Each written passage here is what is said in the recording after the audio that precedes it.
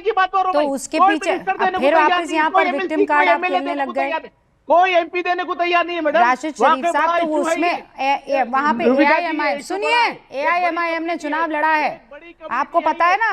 अब आप सुनिए, एक तो आपको कौन ये सब ज्ञान दे रहा है, आपको कौन ये इन्फॉर्मेशन, आपकी रिसर्च टीम में कौन है राशिद शरीफ साहब? ये है मैडम, ये रिसर्च टीम यहाँ है, देखिए कहाँ है, ये है, देखिए इसीलिए चश्मा लगा हुआ आपकी रिसर्च टीम पर, और इसीलिए चश्मा काला है।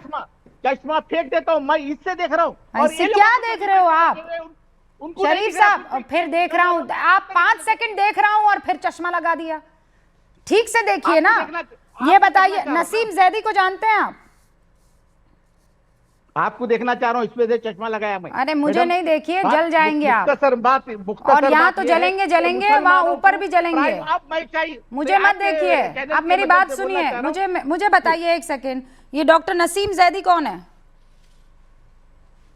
मैडम वो तो मेरे को डिटेल में जाना नहीं है। अरे रुकिए, मैं अरे भाई आपको रिसर्च करवा रही हूँ। शरीफ साहब रुकिए, राशिद साहब रुकिए ना, रुकिए, मैं रिसर्च करा रही हूँ आपको। ये नसीम जैदी साहब 19 अप्रैल 2015 में मोदी साहब पीएम बन गए थे क्या? 2014 से है ना मैडम? हाँ है, ओके ठीक है। तो फिर डॉक्टर नसीम जैदी चुनाव आयुक्त कैसे हो गए, मुख्य चुनाव आयुक्त? और 1 साल नहीं रहे, 2015, 2016, 2017, मतलब लगभग 5 जुलाई 2017 तक वो थे, मोदी सरकार में नियुक्ति हुई, कैसे हो गई?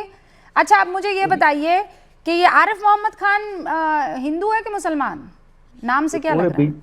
नहीं बेटा, वो तो कि आज तो माशाल्लाह उन्होंने बिहार के बैठे हुए हैं, बिहार में। और एस अब्दुल नजीर आज पूरा आंध्र प्रदेश के मौजूदा राज्यपाल है, ये हिंदू है कि मुसलमान है? पूरा नीतीश कुमार साहब को लेके आने में बड़ा हाथ है लोगों का। अच्छा, और नजमा हेपतुल्ला राज्यपाल रही हैं, वो किसके टाइम में रही है राज्यपाल? नजमा हेपतुल्ला हिंदू है कि मुसलमान?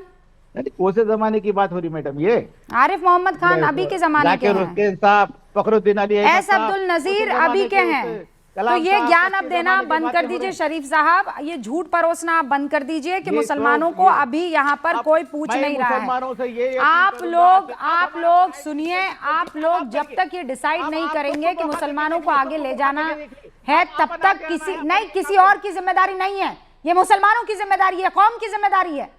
पढ़ाई लिखाई करना या करवाना ये किसी और की जिम्मेदारी नहीं है। राशिद शरीफ साहब, ये आपकी जिम्मेदारी है कि आपके कौम को बच्चों की पढ़ाई करवानी है, ठीक है? और आप लोग डराते रहेंगे कौम को। मदरसा में ही काहे पढ़ना है बच्चों को? काहे मदरसा में ही पढ़ना है? और मदरसा का मॉडर्नाइजेशन होगा तब भी आपको दिक्कत हो जाती है।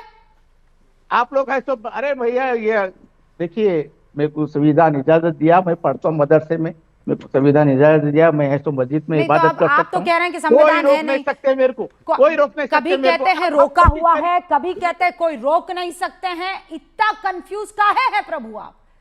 क्यों है इतना कंफ्यूज? हर्षवर्धन जी, यहाँ अभी 5 मिनट में सारी चीजें बदल गई। अभी कह रहे हैं हमको रोकते हैं, हमें टिकट नहीं देते, हमको रोकते हैं, हमें पोजीशन नहीं देते हैं। फिर टिकट पोजीशन याद दिलाई तो कह रहे हैं हमको कौन रोक सकता है?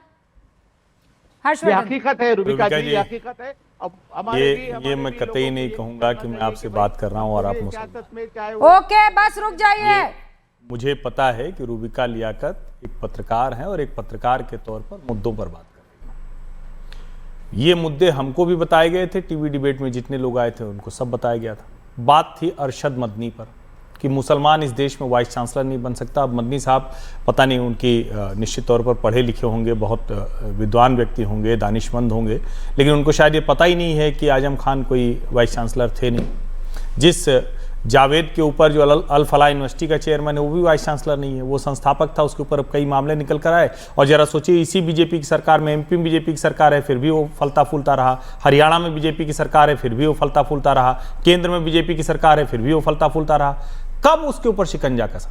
जब 4 मुसलमान डॉक्टर आतंकवादी बन गए, एक फट गया, उसकी मां का हाल सोचिए जरा।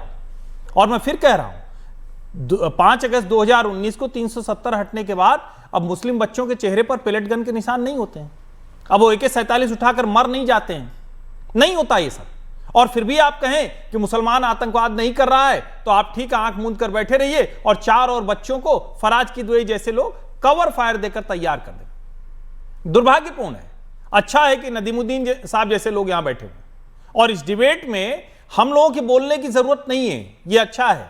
रूबिका, आपके भी बोलने की आज जरूरत कम है, लेकिन फराज किदवई जैसे लोग खतरनाक हैं, क्योंकि उन्होंने इस पूरी डिबेट में, और कोई नहीं गया। ठीक है, मैं जो south India Muslim personal board के वो अपना एजेंडा चला रहे हैं, वो ठीक है। अकेले फराज किदवई ने खतरनाक काम किया है। यहां नाथुराम गोडसे पूरे टॉपिक में कहा था, एक लाइन की बात थी, आप बताते कि हैं कि नहीं, आप कहते कि भाई मोदी सरकार नहीं दे रही मौका मुसलमानों को, कहते आप समाजवादी पार्टी से आपका अधिकार है, आप बताते चार चीजें स्क्रीन पर प्लीज। हाँ। लेकिन आपने क्या किया, आपने इस डिबेट को वहां ले जाकर खड़ा किया, आपकी क्लिप काटकर मुस्लिम मोहल्लों में मुस्लिम बच्चों के मोबाइल पर यह भेजी जाएगी, कहा जाएगा तुमको बेवजह परेशान करते हैं यार, तुम तो फट गए तो क्या हुआ, बेवजह करते हैं।